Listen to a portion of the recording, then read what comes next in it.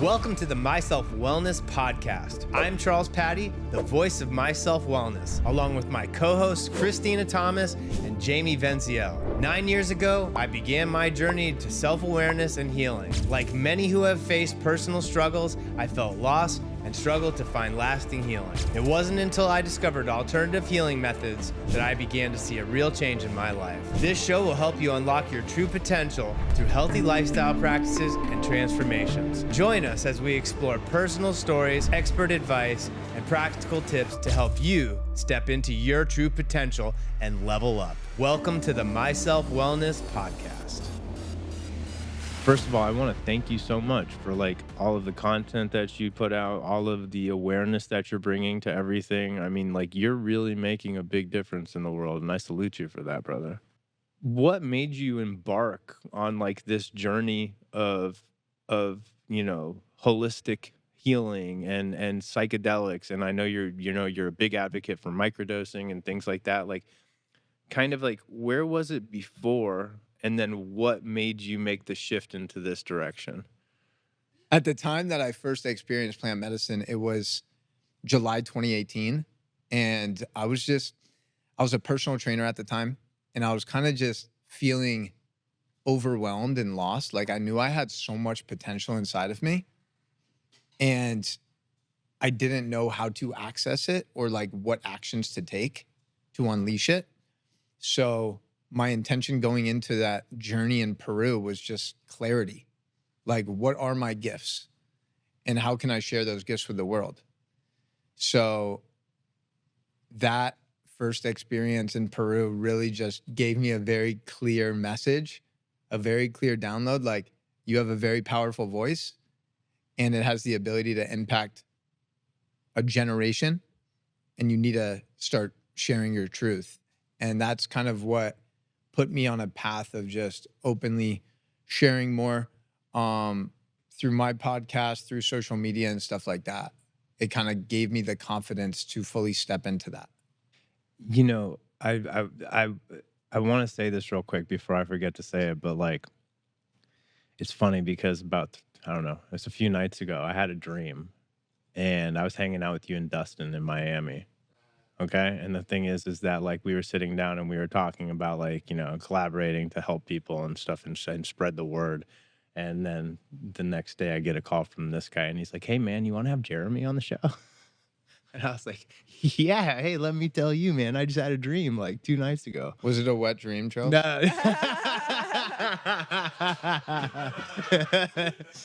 No. no, but we were sitting down and it was like foggy. You know how dreams are, man, but it's I love the synchronicity of the universe and how everything plays itself out, man. Those with bro. the downloads that we're all getting. And I think that's when we're tapped into this higher vibrational place where we can really receive when the universe is trying to give us stuff. But yeah, man, I think that's awesome, brother. I resonate with what you're saying. It's that's one thing that I think that plant medicines and psychedelics really do for people is that it gives us clarity on our mission and what we're supposed to be doing with ourselves. I think that's and when Dustin was down and he had him on the show too, because I know you guys are friends, that's why I'm bringing him up. The thing is I think that's why a lot of people are going through significant mental health issues is because people have a lack of purpose. And it's what am I doing here? What am I supposed to be doing? And then people get trapped into the system of the matrix or the program where it's oh man, I'm doing this whole 9-to-5 thing and this is what it's going to be like for the rest of my life. And it doesn't really give anybody something to look forward to. And so I love the fact that you've broke free. You're doing your thing. You're being of service. And it seems like it was a direction that was given to you from these compounds. For sure. Yeah, I was talking to Jamie before this. I feel like stepping more into this type of work, even just having these conversations and putting more energy into that creativity is really my next evolution. And really taking that next step.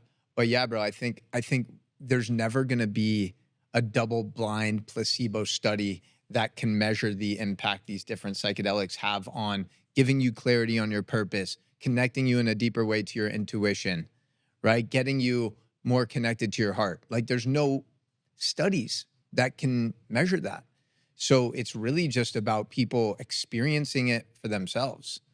You know what I mean? But after you see something really powerful with a psychedelic or plant medicine, you can't unsee it.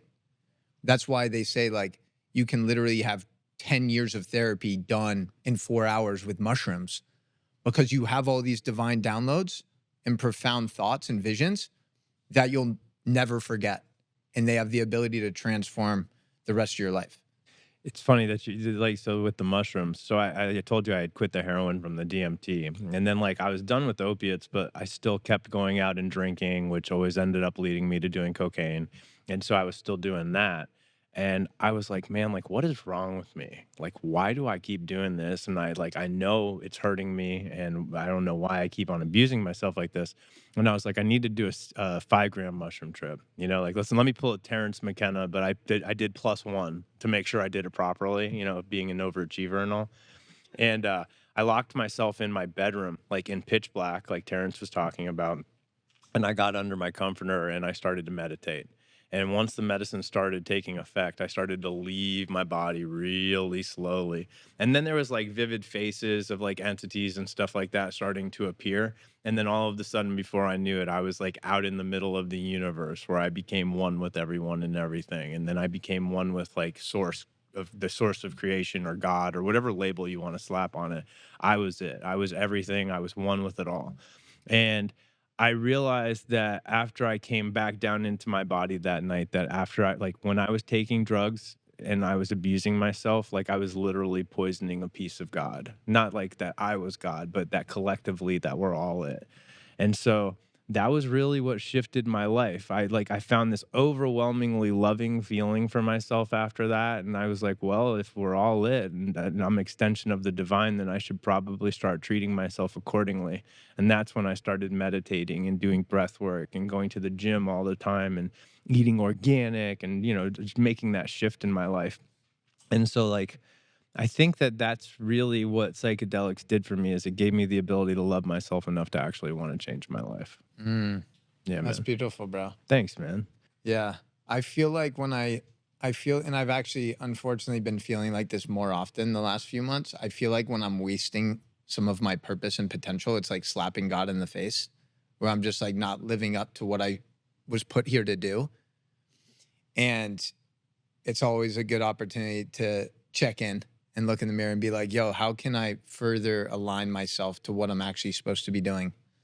And again, when you feel like you're connected to God and there's divinity inside of you, it's a blessing, because you're like, okay, I'm protected. I'm here for a greater cause and reason. And it's also a burden, because it's like when you feel like you're not living up to that potential, it really, at least for me, it's like the worst feeling in the world.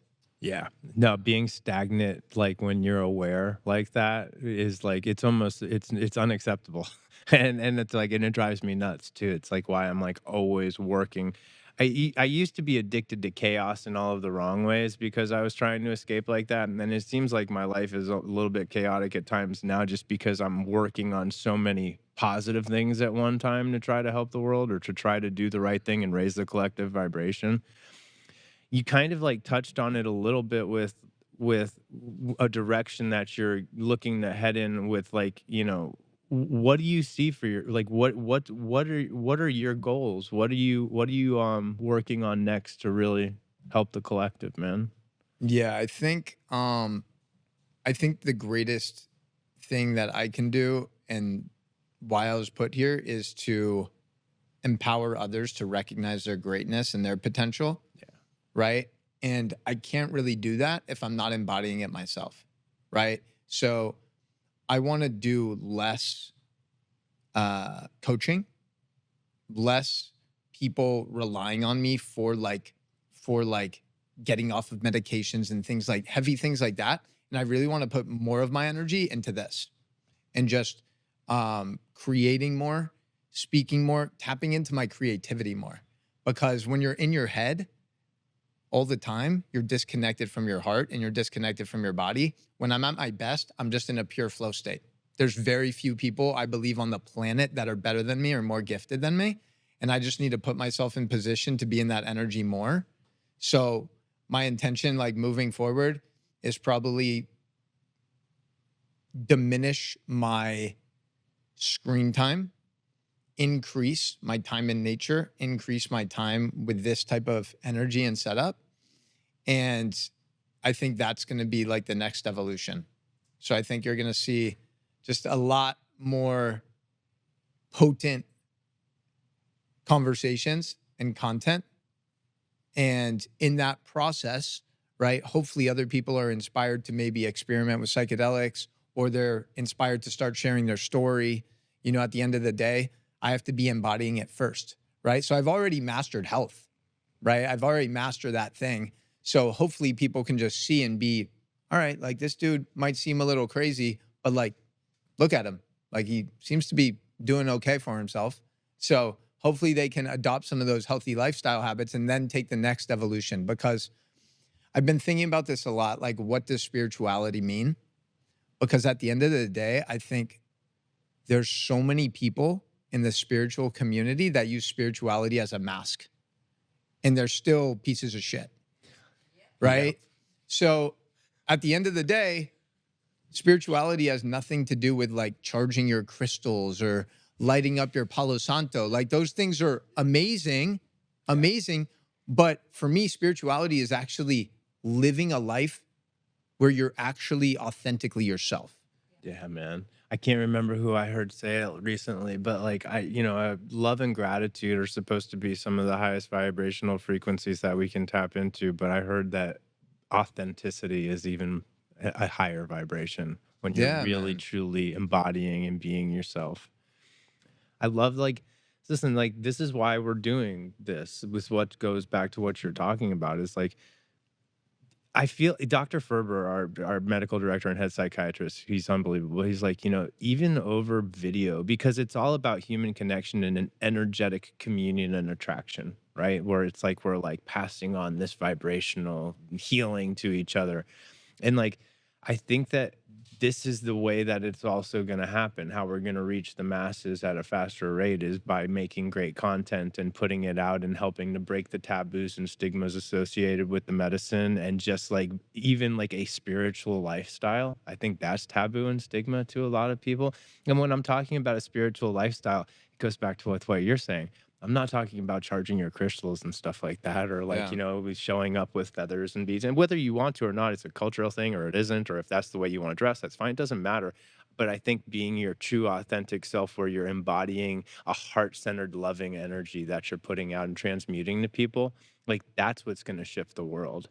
I can get out here and I can tell everybody how spiritual I am, and I can try to say all of the right things, but like, you can't fake a frequency, man. It's like as above, so below, as within, so without. We're all it, man. We're all the universe. And so it's like we have to show up like that and know that we're all in this together, and, observe without judgment, and remember that the answer is always love, man.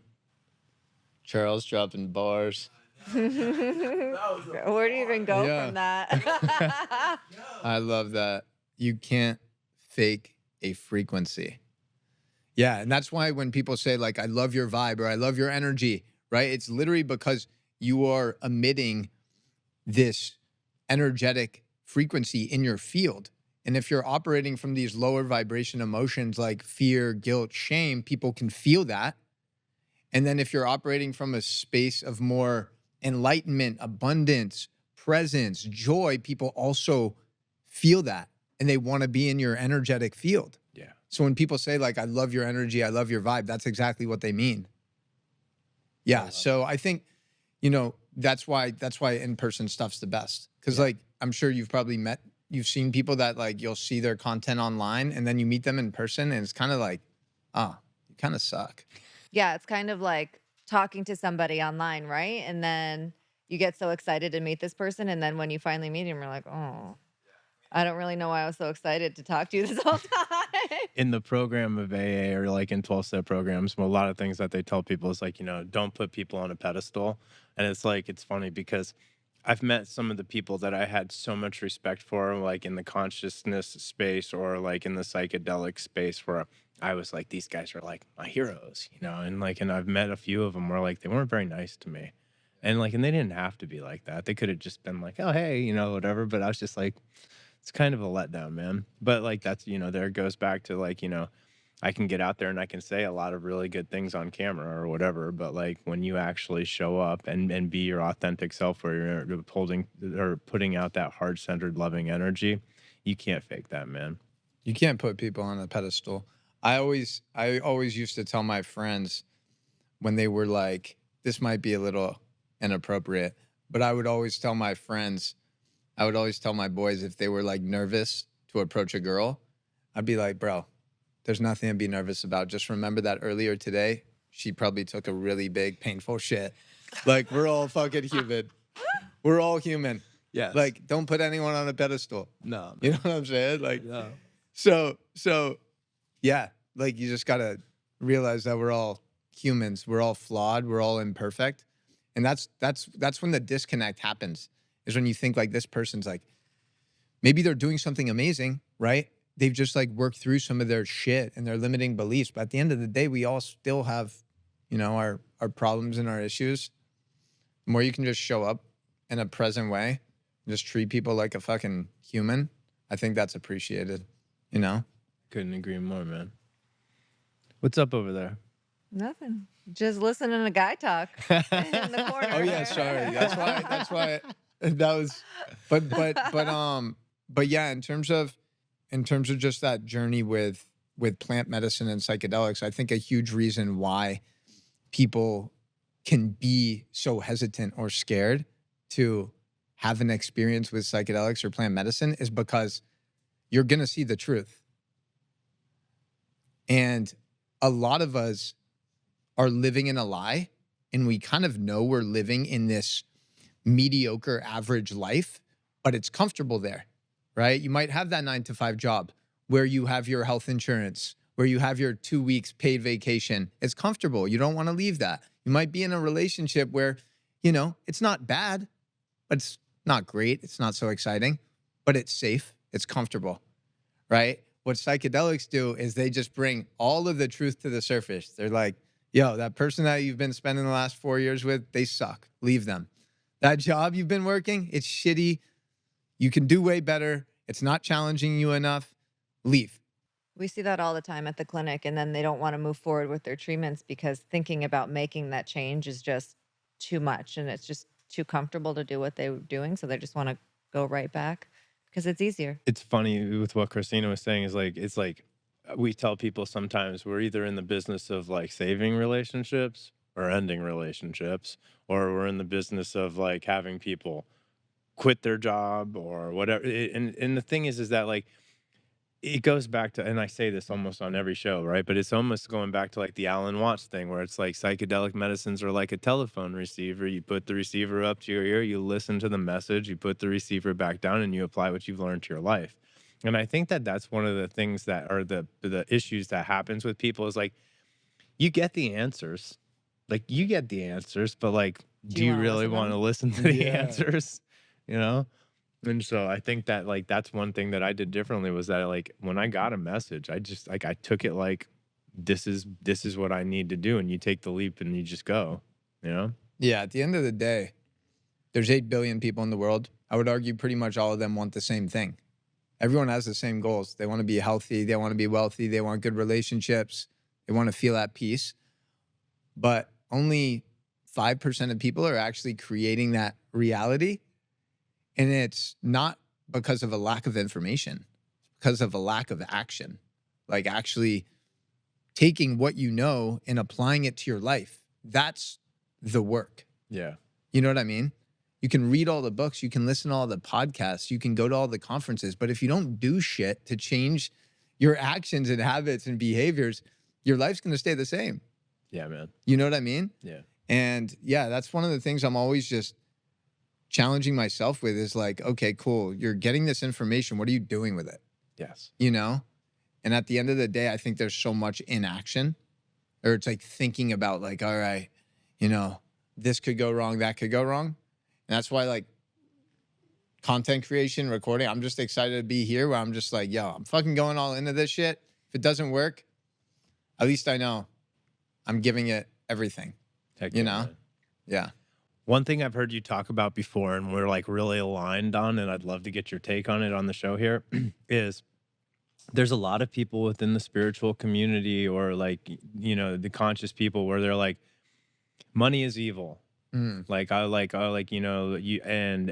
You or many might not be evil, but like, it shouldn't be about money and things like that, which I don't think it necessarily should be about money.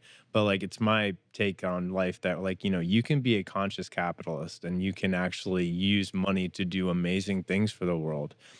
I've seen like lately some people that weren't focused on money and they're it's like it's not about money, but then they need money to fund things, so then they're actually going to people that they would think are evil or whatever to begin with to ask for the money that they need to go do these kind of things. So like, where do you think that like what are your thoughts on all of that? Yeah, I think at the end of the day, the most spiritual thing you can do is get rich as fuck. Yes. You know? But wealthy in a way from a place of service and purpose, Yeah. Right. where it's like, hey, I want to create more financial abundance so I can help more people. Yeah. Because here's the thing, I know like I'm just getting started, I'm just scratching the surface. And I know that when I literally had $0, I was still doing my best to help people. So I know when I have a bunch of wealth, I'm going to just amplify that impact, right? At the end of the day, money is very similar to social media. It just reveals who you are, right? If you're a piece of shit when you're broke, you're going to be a huge piece of shit douchebag when you're rich. If you're a huge piece of, if you're like a really kind person when you don't have anything, when you get that money, you're going to be generous, kind, intentional with how you use it and allocate it. So, I think it's just an amplifier. At the end of the day, like you said, how there's so many spiritual people that are also broke. And it's like, okay, you have this desire to help a lot of people, but how are you going to help those people when you're also in desperate need of help, right? You're trying to feed the hungry, but you can't even pay for rent. Yeah. So I think, again, a message to all spiritual people is like, cut the bullshit. Honestly, charge your crystals. I'm all about that life. Really, use your essential oils. I love it, but at the same time, take your mission seriously and stop relying on the universe to align everything. At the end of the day, you need to take action. Yes, without action, manifestations never come to fruition, man. We talk about this all the time. You got to show up. I think it was Woody Allen said it. 85% of life is just showing up, man. And then having the right intention, though, holding that, heart-centered vibrational space and just keep on showing up and doing the right thing. Yeah. I was just rereading one of Deepak Chopra's books, 7 Laws of Spiritual Success, I think it's called. And the way he explains intention is when you're setting intention, you are creating clarity with what you desire, but you're not attached to the outcome. I think that's a really cool definition of intentions, is always going into any important experience, whether there's psychedelics involved or not. Have clear intentions, but don't be attached to the outcome, because sometimes things just play out in unexpected ways that are actually in your favor, but they might not Yeah, you can't seem see like it. it in the present moment. Yes. So, yeah.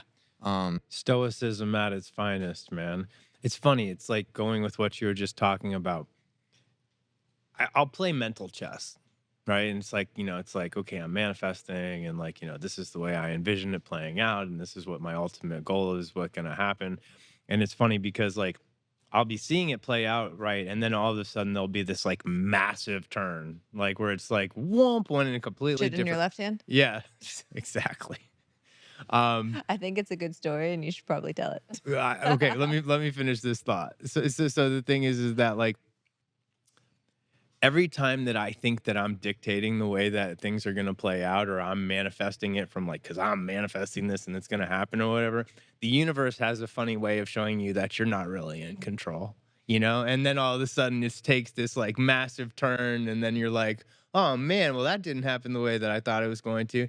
And then you have to go back to that stoic place of mind where it's like, everything that's happening right now is happening for my greatest good. So even though it didn't play out the way that I thought it was going to play out, and I can't see the blessing that's on its way to me right now, the universe is working in my favor, and I've just got to watch it all play out. And Christina was what she was talking about. It was like, it was like a glitch in the matrix or something like that, right? Because yesterday I'm walking the dog, and he like went to the bathroom, and it was so crazy because like I went down with my right hand, which had the dog bag like wrapped around it, and I went to go pick up the poop off the ground, and all of a sudden when I put my hand like this and I picked it up, a big steamy piece of shit flew into my left hand, and I'm just like wait, what? And like how did that happen, man? And basically like there is actually like I would have liked to hear Einstein's philosophy of how me picking down and picking something up with my right hand ended up a steamy piece of crap in my left hand. And I'm just kind of like, and it was so bizarre that I couldn't even get mad about it, because I'm just like, something amazing must be getting ready to happen, and this is going to try to like throw my vibration off or whatever. So I'm like walking down the road with a big smile on my face, my hand smeared in shit, and I'm just kind of like, bird shit? no, it was No, dog crap. shit. I don't know how it happened. It was a glitch. That's why I said it must have been a glitch in the matrix, because I leaned wild. down. I thought it came from above. No, I leaned down to pick it up with my right hand, and when I've got the bag around the pile of crap that I'm getting ready to pick up, all of a sudden I felt in this hand. And I look over, and there's a big turd in my hand. And I'm like, I'm not even going to try to make sense of that. I'm just going to throw it down and walk back to the house and wash my hands. Did you put it in the bag? No, I just threw it back into the grass because I was just like, I'm not even dealing with that. But yeah, no, definitely didn't see it coming that way, which is what Christina was basically alluring to. Wow, And I it wish was I a could shit have show of seen the that. rest Yeah, of me- the day too. Huh? I was wearing a white dress. I had to give a speech.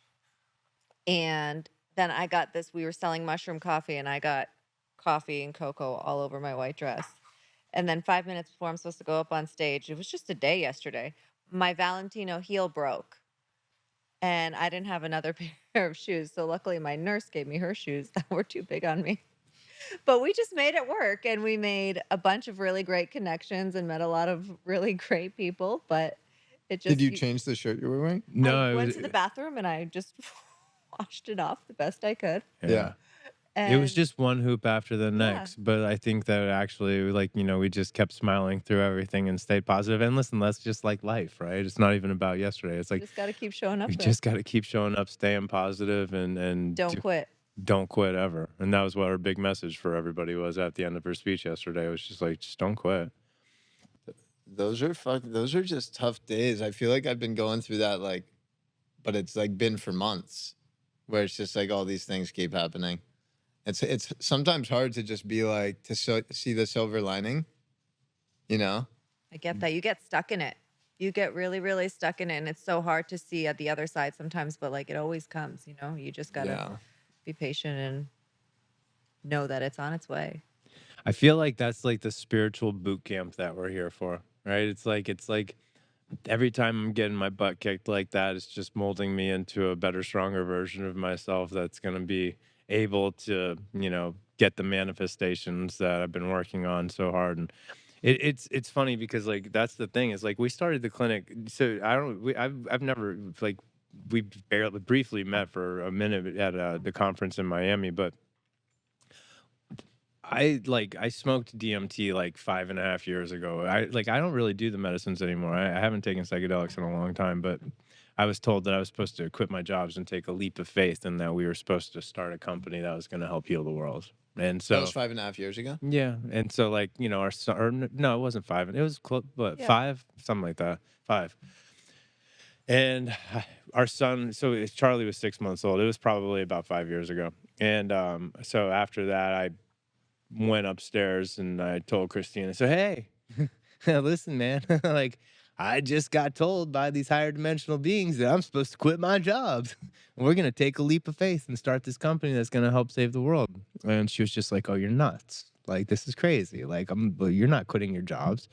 And eventually we sat down and talked about it enough, and she was like, all right, I guess this is, I was like, it's basically like a divine message from God. And I was told that I'm in some divine synchronicity, and that it's not really a leap of faith, so everything's going to work out. And we took the leap of faith, and we did our first treatment a week before the lockdown. Wow. And so, like, that was like the beginning of the hoops, the real hoops. And so I'm like telling everybody, this is just stay positive, keep our vibrations high, keep on helping the next person heal first, and the universe is going to take care of the rest. And then, like, 3 weeks after that, one of our clients, because we had a guy working with us that was doing physical therapy, one of his stroke victim clients got into his G-Wagon and drove his G-Wagon into our building. Like, not like into the side of the building, but the car was in our building. I should give you guys pictures, and you should put them in the podcast Yeah. because it was insane. And if you want a durable car, I'm not getting endorsed or paid for this, buy a G-Wagon. That thing did not have a scratch on it. It drove straight through a brick wall into our facility. Jesus. And I'm like, just another test. I'm like, it's okay, man. We're going to make it. This is just to see if And we're this going was to already COVID. COVID was already COVID happening. was already happening. Yeah, it was already happening. So it's like, we've got the lockdown. There's a G-Wagon in our facility. And I'm like, it's okay. We got this. Let's just keep on going. And like, it's been like, trial after trial after trial. And then, fast forward to where we're at now. We've done over 12,000 treatments and have an astronomically high success rate of helping people get off all their psych meds and pain meds and drugs and alcohol and stuff like that. But like, that just goes back to what we were talking about. It's like, there's not too much that can shake me these days. Because, like, listen, like, not to mention, like, because of, the substance abuse issues and the PTSD that really isn't PTSD anymore from all the crazy stuff that was happening with the company that when we start. But like, I even told Christina like a while ago, because when I was out there in active substance abuse, I got in trouble a few times and landed myself incarcerated. And I said, it's not hard for me to be grateful these days, because like I'm not in jail, and I'm not on probation, and I have, delicious food to eat, where I'm not eating, the crappy stuff they serve you in there.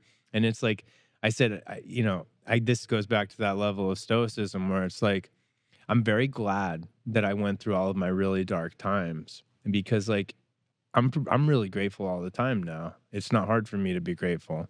And so I think that that's what these trials and tribulations that we go through equate to, is that we have to go through the darkness to get to the light, so we can like really be in that higher place of gratitude when we get there and know that we've been through all of that dark stuff. Yeah, you really fucking experienced all of it, dude.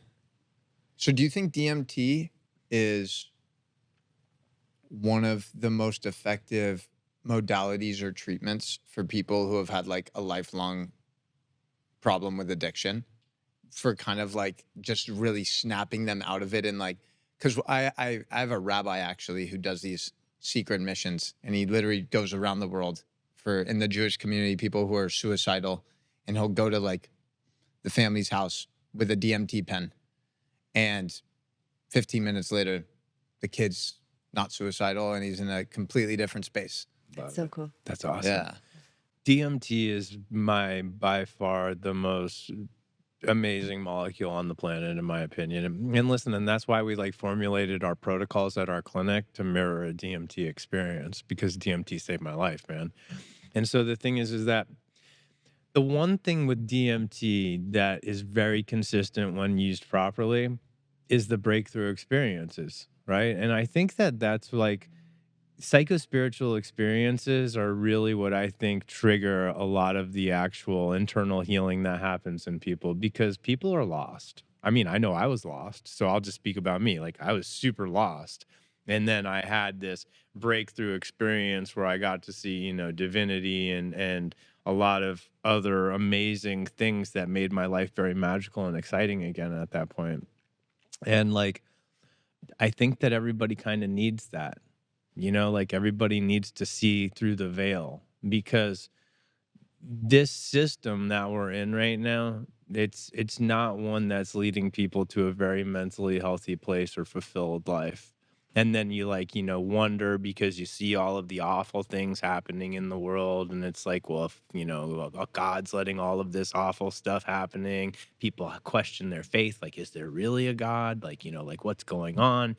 And this is like going to lead to a place of lack of faith, and that can be very depressing for people. And so it's like, well, how do I escape the matrix, man? How do I do it? Well, I'm going to do heroin, or like I'm going to drink, and I'm going to take drugs to numb myself.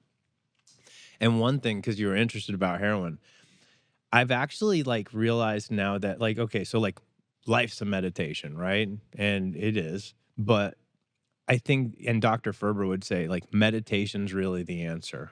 Okay.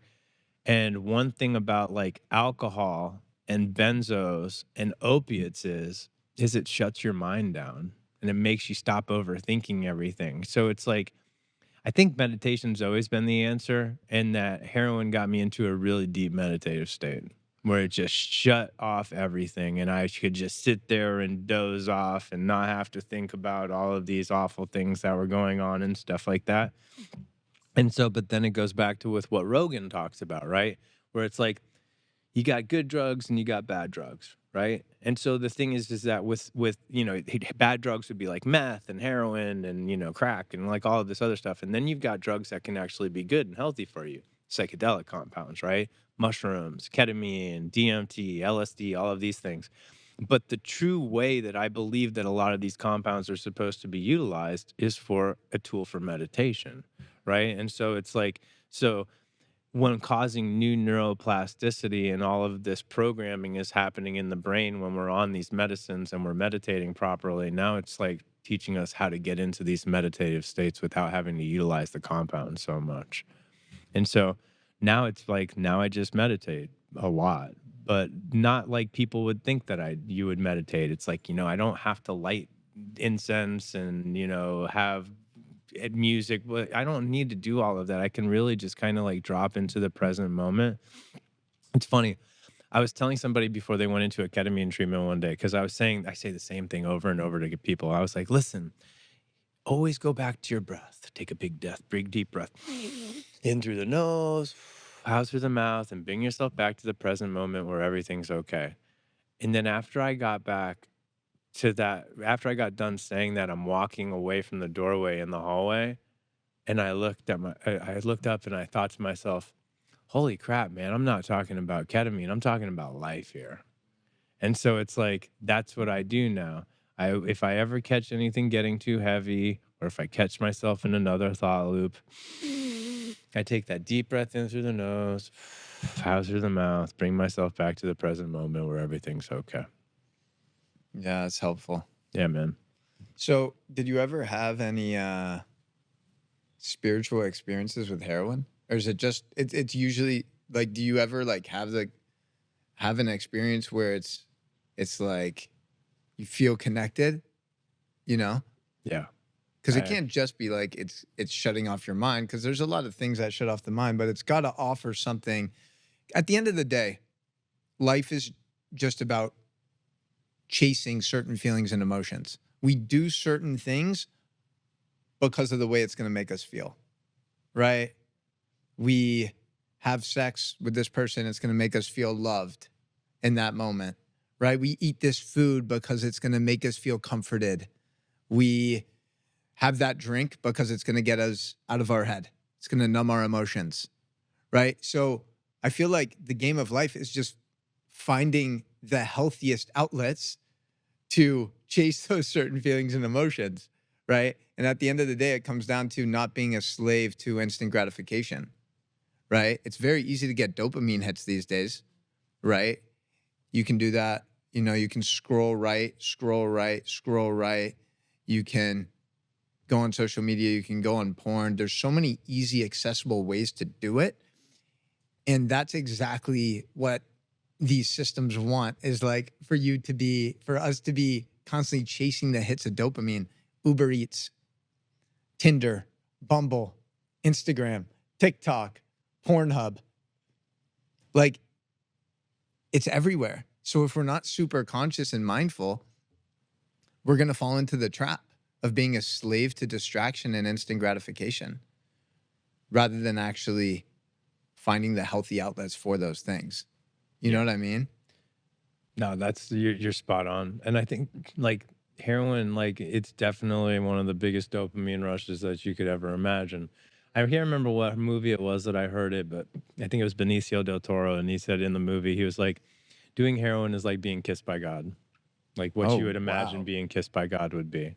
Fuck. And the thing is Sounds that pretty good. yeah, right. Yeah, until all of the negative things come along with it.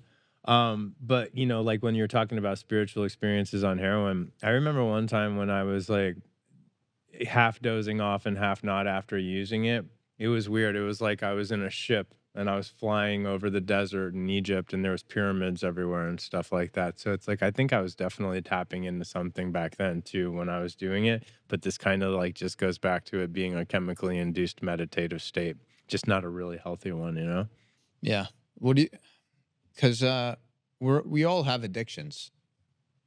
You know, we all have certain addictions and inferior habits that still show up in our lives. What is the, like, what do you think, with your journey, like, what do you think is the best tool for someone who is struggling with relapses and addiction? Obviously, plant medicine and psychedelics are super helpful in terms of integration and certain things. Do you think like going to AA meetings and stuff like that, is that super effective for a lot of people? Like, are there certain things that you've seen just be like, yo, this 9 times out of 10 is going to be effective at helping this person with long-term addiction? So a lot of people don't know this, but Bill Wilson, who is the co-founder of Alcoholics Anonymous, was given a belladonna extract when he was in detox, which was a hallucinogen, and it caused him to have this white light vision of the future. And he saw a society of alcoholics helping each other stay sober. And then 20 years into Bill's recovery, he used LSD for his own depression and anxiety. He wanted to incorporate LSD as the 13th step, but because it was a program of abstinence by that point, they said no. And so AA, for everybody out there, was spawned from a psychedelic experience. Yes. The thing It's is really important for people to know that. 100%. And the thing is that, listen, like I don't go to meetings, okay? Like I started going to meetings when I was 16 years old, and I relapsed and fell off the wagon my entire life until these psychedelic breakthroughs that I was talking about when it was used therapeutically. I think that the 12 steps are some serious meat and potatoes. You know what I'm saying? I like the steps because it's not even about being an alcoholic. It's about spiritual growth. Like the 12 steps are like this way to like spiritual enlightenment in a way. Because at the end of the 12 steps, you're supposed to have an enlightening experience where you have this, you know, spiritual awakening, right? The thing is that I also think that like one of the reasons I stopped going is because just because people are working the steps and staying sober doesn't mean that they're still not plugged into the matrix. And so like when you're surrounded by a lot of people that have limiting beliefs, it's projected onto you. And I run from people like that these days. And so the thing is that there's a lot of really good people that go to AA and work 12-step programs. And I have friends in the programs or whatever, but like I also know that we're limitless beings, and the only limitations that we have are the ones that we place upon ourselves. And so, like, I think it was Grant Cardone that said it was like, you know, I didn't get sober just to get sober, or like I didn't stop doing what I was doing just to do what I was, you know, just to do that. Like, I am manifesting a healing organism that's going to help transform humanity to a higher state of consciousness. And that sounds nuts to people, okay? But it doesn't sound crazy to me because I know I can do anything that I want. And so the thing is that, and listen, it's not like, oh, Charles is going to do that. Like, no, like the other droplets of water in this ocean of consciousness that are on the same vibrational frequency and in alignment with this droplet of water are going to get together and we're going to make a splash, you know? So the thing is so like one thing that I've seen with like my friends and even with me too, is that when I would get sober and I would relapse, it's because I had no like vision in my life. It's like, oh man, like, okay, I'm sober. Now what? So, like, that was the goal. Okay, I got sober, and like my life doesn't seem much better than it did before, other than the fact that I'm not just sticking needles in my arms or whatever's going on, and that it's more manageable now, but it doesn't seem like it's going anywhere. And I think that's depressing for people. See, like when you have this crazy vision like I have, it's like I'm working every day for this amazing goal that's going to help humanity. Okay. And so it's like I'm excited all of the time. I think it's Dirty Heads that has that song, and it goes, I'm on vacation every single yeah, that's day a great because I song. love my occupation. And I so was it's like, singing that this morning. Charlie told me no singing, mommy. yeah.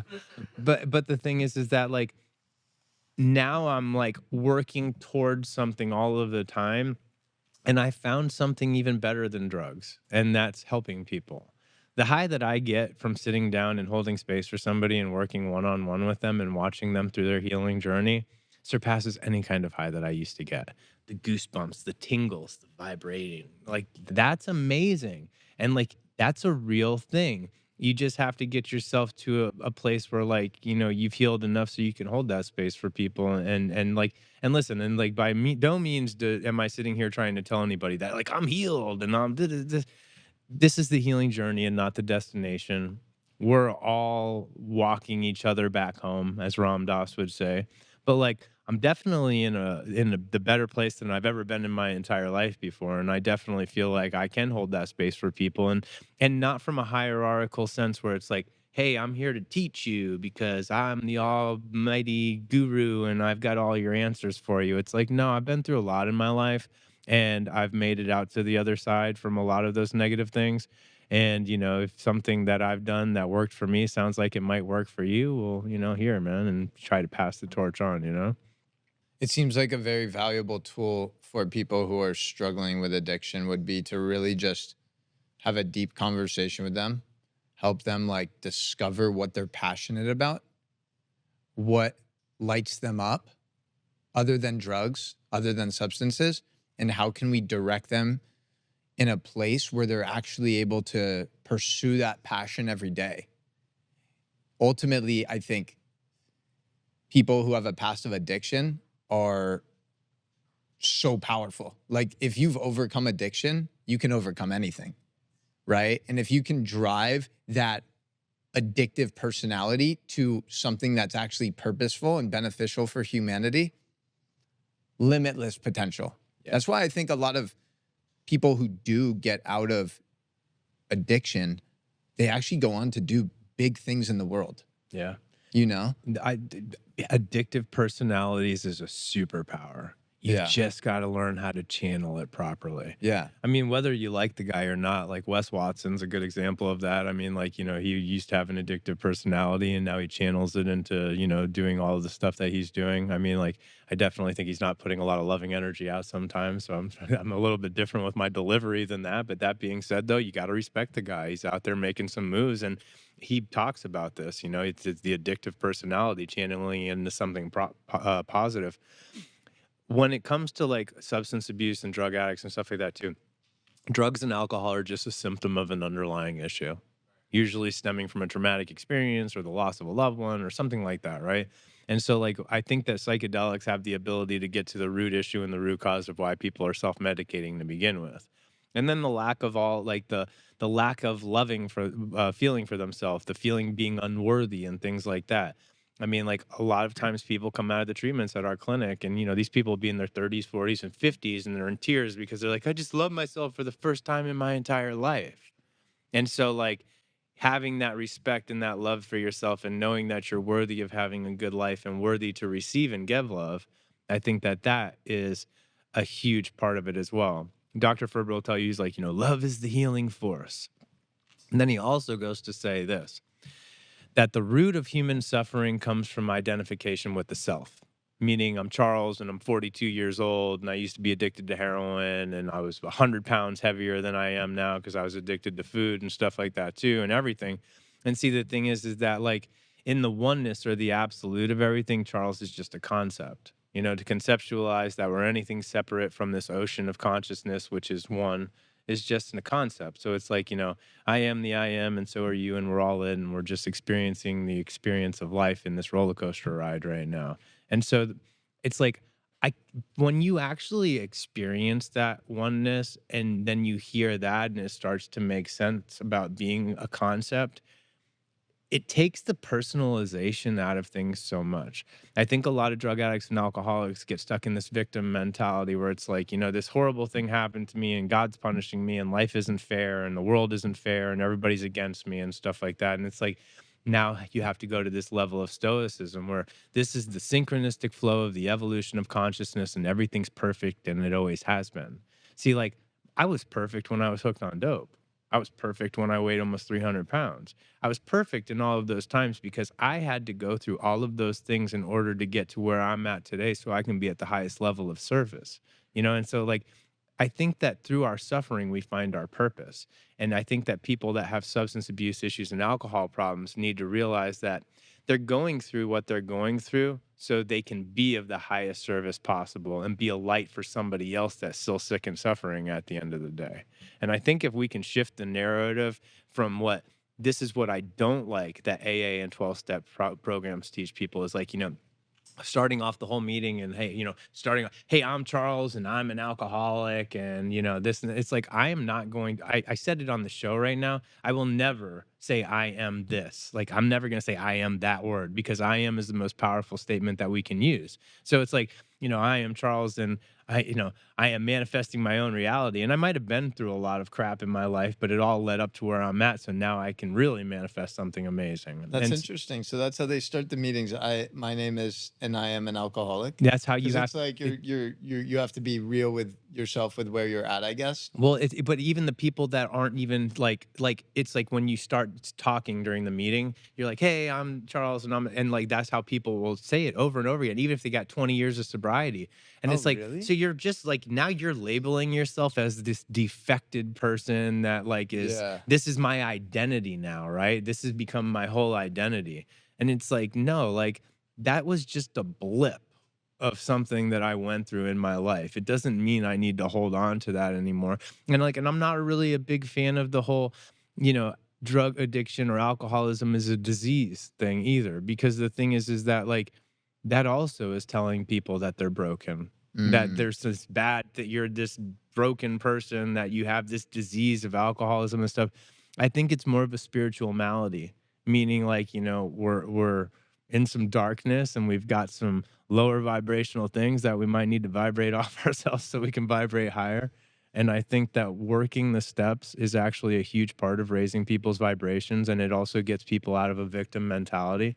One of the steps is basically you have to like, you know, write a list of people that you feel like have done harm to you, right? And then what you need to do is you need to go and look at what role you played in that. And so it's like, oh, well, that person was shitty to me, but the reason that they were is because I put myself in this situation and I actually had my own role in this playing out. So it helps you take yourself out of the victim mentality. And I noticed that with people that have substance abuse issues and alcohol problems, that there is a lot of victim mentality. Yeah, that makes sense. Yeah, you said something really powerful. You said you have to go through your suffering to find your true purpose in life. And I think that's extremely true, is you need to go through your darkness. And on the other side of that is not only light, but it's also clarity. Oh, shit. How can I help other people overcome a similar obstacle that I just had to go through by myself? Because at the end of the day, most people are doing life by themselves. Sure, there's people that might be helping, but maybe they're not open to receiving that help. So one of the most valuable things you can do during that process is understand like, okay, whatever health issue, whatever challenge I'm going through is actually an obstacle that is going to align myself fully with my purpose and the impact I'm going to create. And I also think just one of the best things you can do if you're having a shitty day or a shitty week or a shitty month is help someone else. Like I'll literally go to a food bank or just make PB&J sandwiches for homeless people sleeping in the streets if I'm going through my own shit, because I'm like, I'm way too focused on myself right now. I'm not that fucking important. I need to go out and actually be of service to other people and take the attention off of myself. You know what I mean? And every time that I do that, I feel so much better. Because at the end of the day, we're all wired to do something positive for humanity. We're all wired to support other humans in some sort of way. And the more connected we stay to that, the better about ourselves we're going to feel, you know? Because it's like, all right, maybe I'm going through some shit, but at least I made that person's day better, you know? So yeah, it's counterintuitive, but the best thing that you can do when you are feeling like shit is actually go help somebody else. Go take the attention off of yourself. Yeah. Go buy someone a free coffee. Go just out of your way to do something kind for a stranger and just see how that energy reciprocates itself. Heck yeah. Yeah. I think like I had to change the narrative for myself. Okay. And so like I used to like be, you know, dope sick or whatever. And I'd be looking up at the sky and I'd be like, God, why are you doing this to me? How come you're punishing me? How come you hate me? How come I just can't be like everybody else? And that was that victim mentality. Okay. And so the thing is now is like that you have to shift the mentality of it wasn't punishment, it was preparation. And thank you very much for knowing how strong that I was so I can make it through that. Because like I am so grateful that I was addicted to everything and I had all of these horrible, like let's call them uncomfortable things that I had to go through. So God could use me to be that light for other people. It's like, because, you know, it goes to that saying where it's like, you know, God gives its hardest trials and tribulations or, you know, struggles to its strongest warriors, basically. And like, that's what I look at myself as now today, you know, and that's why our nonprofit is the Warriors of Consciousness, because we are fighting to help people. We are fighting to raise the collective vibration. And like that, you know, being of service, it's what we can do. Like you have to turn something that seems negative into a positive. And if we can just shift that mentality that I went through everything that I went through in order to get to where I'm going so I can be of the highest level of service, then you can do anything. How do you approach like all the love and light and oneness stuff to real life all the time, right? Like in terms of, I think about just the political climate right now, right?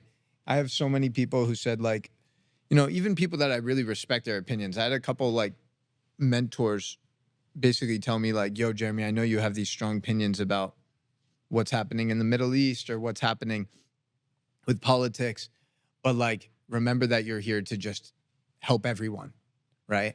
I was like, okay, I received that. I definitely understand that point of view. And at the same time, some of these things are just like burning deep inside of me. So like staying quiet would actually be like the most inauthentic thing I could do. So for me personally, you know, I started speaking out about what was happening in the Middle East and Israel,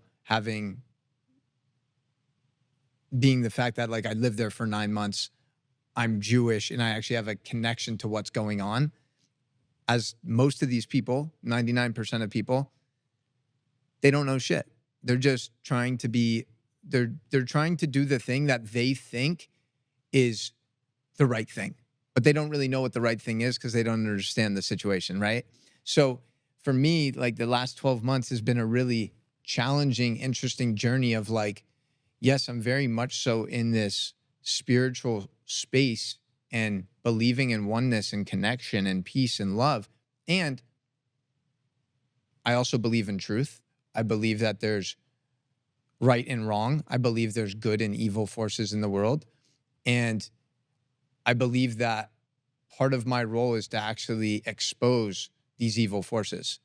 These evil forces might be pharmaceutical companies. They might be these big food companies. They might be freaking sleepy Joe Biden. And it might be Hamas. right? Whatever these evil forces are, I'm going to fucking expose them, you know? So it's interesting because navigating that space is very energetically draining, right? And when I find myself like getting, like putting too much energy, like listening to a podcast that I know is like about politics and it's going to rile me up, it's like, okay, being mindful of that edge. Like, okay, is this actually going to do anything to serve my growth, to serve my business's growth, to serve my impact? And then at the end of the day, I'm also like, this is something I'm super passionate about, right? And I know just on my journey, I've lost probably in the last 12 months alone, I've lost at least minimum 30,000 followers simply for being Jewish and being proactive for my beliefs and what I stand for. For me, that makes me happy. I would never want to be friends. I would never want to do business with someone who unfollows me because I'm Jewish. Fuck you. You know what I'm saying? That's how I feel, right? And on the other side of the spectrum, the people who stay with me, like those people fuck with me that much more. I rather go that direction. I rather go the direction of like building real community, like family, like tribe, where it's like, yo, we just see each other fully, right? With our flaws, our imperfections, our beliefs, our truths. And the other people, like good riddance, you know? Like that's kind of been my approach. And it's one of those things that I think is really tough to navigate being a leader in like the spiritual space. And this is just the way that I've handled things. It's the way that felt most authentic to me. So I'm curious, like, kind of how you navigate that in terms of the hot button topics, the political climate, everything going on. So I have my own beliefs, or I'll just call them not beliefs. I have my own morals, like, and Right. like what I do think is right and wrong and stuff like that. And the thing is, though, is like, I think that our currency is our vibration or our frequency. And so the thing is that if I look at it that way, I need to make sure that I'm vibrating at the highest frequency that I can vibrate at all the time. And like, and listen, I'm not acting like, you know, I'm walking on water or what, any kind of stuff like that. It's not about that. But like, I know that that's where my impact comes from, because it's this energetic attraction and communion. And so like, I have to look at, you know, there's some sick people out there, right? Whether they're doing, you know, awful things to, you know, the world or children or anything and stuff like that. And like, I wouldn't agree with anything like that.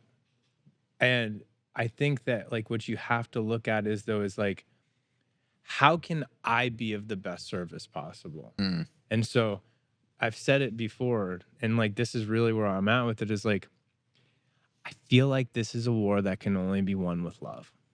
And I'm not talking about like, all like, you know, this is all love and light, because it's not. You know, there's some serious darkness.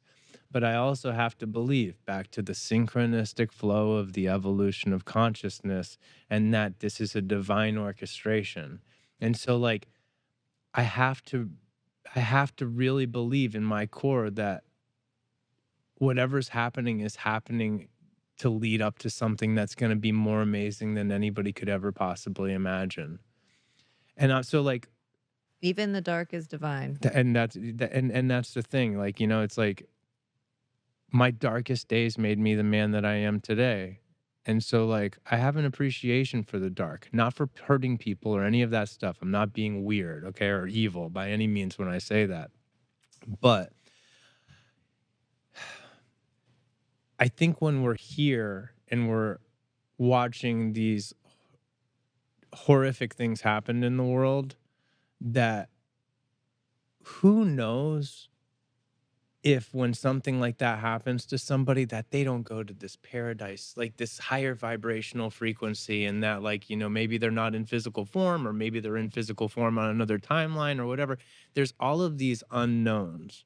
And I think that like when I said this to Dr. Ferber recently, because it's kind of like where I'm at, and like, and everybody's where they're at with like how they're going to react to things and stuff. And all I can do is live in my bubble where I am holding this frequency and I am manifesting a healing organism that's going to transform humanity to a higher state of consciousness. That's where I live. That's where I'm at. That's all I can really control. And so the thing is that I was sitting in his office one day and I'm like, I think enlightenment's like almost next to narcissism in a way. I was like, because a bomb could go off in the parking lot right now and I probably wouldn't even flinch because like I'm that laser focused on what I am manifesting. And so like when it comes to the news or politics or any of that kind of stuff, because that's chatter, that's distracting me. That's getting me emotionally worked up about things I have no control over. But what I can do is I can lock in to building what I am building. And ultimately, if I lock in and manifest that, it's going to help all of that other stuff. Yeah. You know? And like, I mean, listen, and so like, I know that all of the things that you're passionate about, I think we're very aligned on a lot of things, okay? Because I listen to your content. Yeah. The thing is that I know that the way that I'm going to make a tangible difference with it, though, is by locking into what I'm doing. Yeah. That's true. I think that's probably the most important thing. It was on a show the other day, I said, if Kamala needed ketamine treatments, we'd treat her. And I said, and if Donald Trump needed ketamine treatments, we'd treat him too. I think that like we really just have to look at that, like the world needs a lot of healing.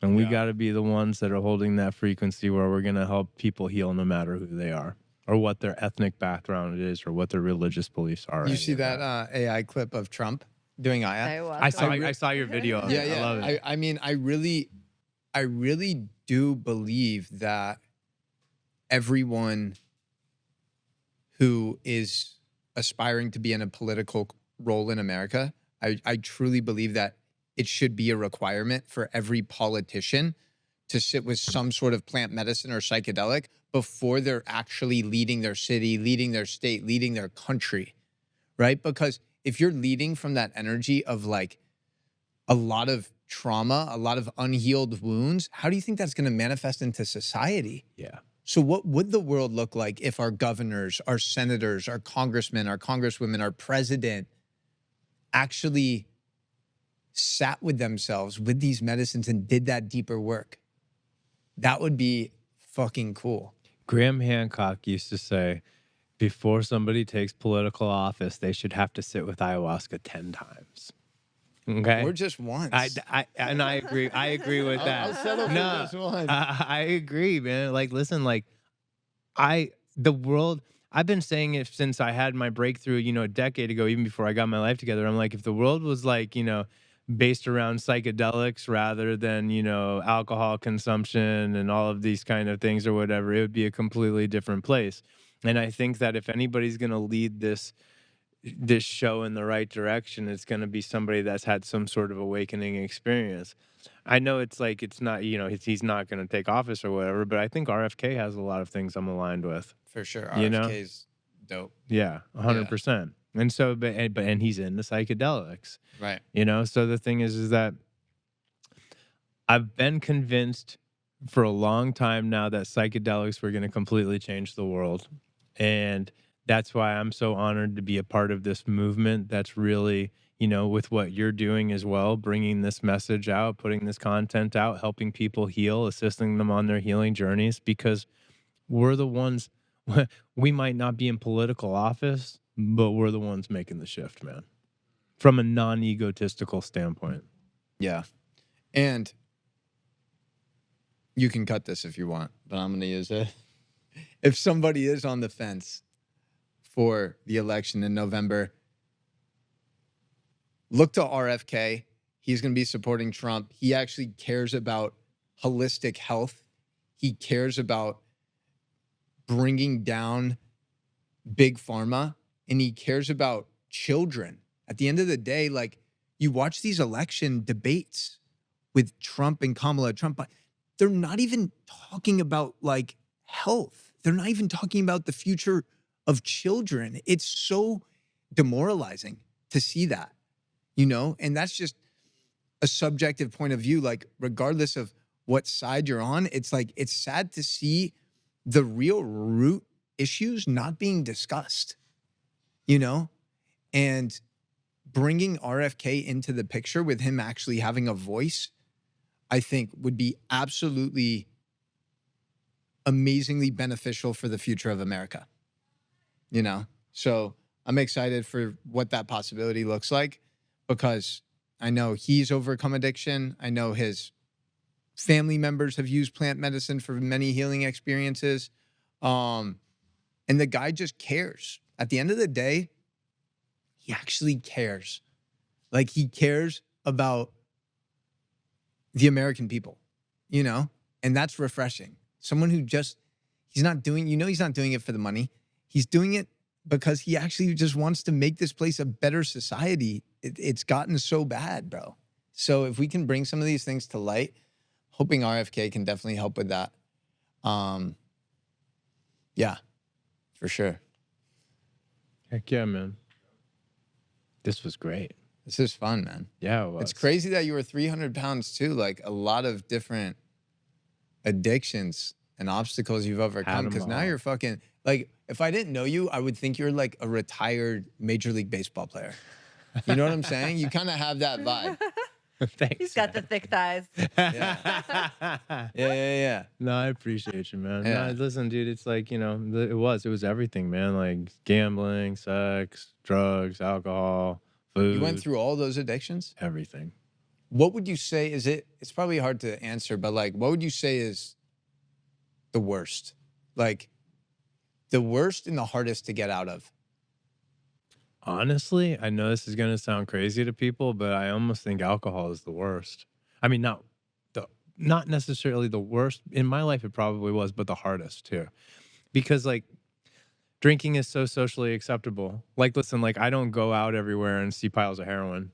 You know what I'm saying? But like, everywhere I go, people are drinking and having alcohol and stuff. And it's not even a blip on my radar anymore. Like, I don't even think about stuff like that, like going out and drinking or anything. But it seems like the one that's less villainized than everything else. And it was the one that caused the most unmanageability in my life. Like, I lost my license for 10 years from drinking, you know? And like, luckily I have it back now. But, you know, it's like, and then like, there wasn't too often where I went out and started drinking and didn't end up with an 8-ball in my pocket by the end of the night, you know, which ended up leading me to doing all of the other stuff. So, okay, so now I'm doing coke, and now I need some Xanax to kind of chill myself out. And then I'm taking Xanax, and opiates sound really good on top of that. And then the whole snowball effect kind of happened again. I didn't get in trouble when I was hooked on opiates. I just was a super chill person who used to sit in my house and doze off a lot and do coke to counteract it. I was a speedballer. But when I went out and drank, there's a distinct possibility that I was going to be breaking out in handcuffs by the end of the night. Yeah, man. And that just doesn't happen. I was like having dinner with a friend on Tuesday night. It's a fucking Tuesday. You know, it's a Tuesday night. We're just chilling, just having good conversation. And the table next to us, they're just getting rowdy. It's like someone's birthday, I think. And clearly there's a couple people in their party that had a lot to drink. And it was just a really clear reminder to me. Like, this girl come up to me. She's like, have you had sex today? I'm like, I haven't. She's like, you're losing at life. And I'm like, oh shit. Okay, all right. This is an interesting metric you have, having sex on a Tuesday. I did not. But I did some other, you know, productive things. But she was just so sloppy and disgustingly drunk that it gave me just a very clear visual of like, that's not what I want my life to look like, which is actually a really powerful way to find out what you want in your life. If you're confused on your goals or the direction of your life, literally just write down the things you don't want in your life. Like, I don't want drug addiction. I don't want shitty friends. I don't want to be divorced. I don't want to sleep under a bridge. And then you reverse engineer that list and you start to get clarity on the things you actually do want, you know? So yeah, man, that's wild. I think from what I've also seen people with like gambling addiction, that seems really fucking rough. Like when you are just having these massive swings of money, and I can't even imagine what that would be like, and just the way it destroys. I think the worst thing about addiction at the end of the day is there's so much guilt and shame that one experiences in that process, right? If you're addicted to drinking, drugs, gambling, sex, porn, you feel like shit about yourself because at the end of the day, you know that's not really you. Yeah. You know you are wasting and squandering so much potential. Yeah. Right? So yes, the addiction is destroying your health, but then it's also the deeper layers into that, the guilt, the shame that's just causing so much distress and inflammation on your nervous system. It's destroying your vibration energetically, right? So yeah, man, I think that's really powerful. I think you're a great person to help a lot of people who are going through those struggles. I mean, you've been through it all and you're on the other side and you're a fucking G. So thanks, man. I You know? appreciate that. It means a lot. yeah, bro, I'm excited to see the journey, the impact you continue creating. Thanks, man. Right back at you. You're doing so much good work for the world, and I look forward to exploring any way that we can collaborate and help people together. Amazing. Cool. Thanks for being I on the show. really- Wait, no, I don't- we're not done. Wait. What? Oh, If nobody's told you that they love you lately, We do. Have a blessed day, everyone. Hey.